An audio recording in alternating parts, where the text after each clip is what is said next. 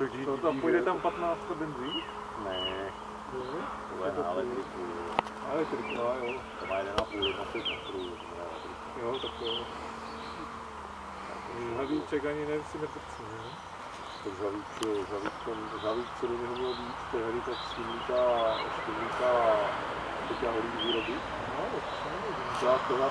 Já jsem prodal. A hele, našeho využít. Jo, našeho využít, to už spadlo, je? Paní Holíková mě říkala, že mě teda pěkně děkuje, že jsem dělal kraval celý víkend. Já nadšená. Kdybych mu chtěl, že doufá, že další nějaký takový podobný motor doma už nemám.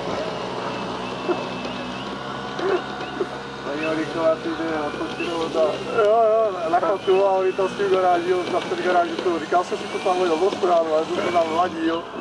Jo, nebyl ještě zaběhlý, já jsem musel zaběhnout.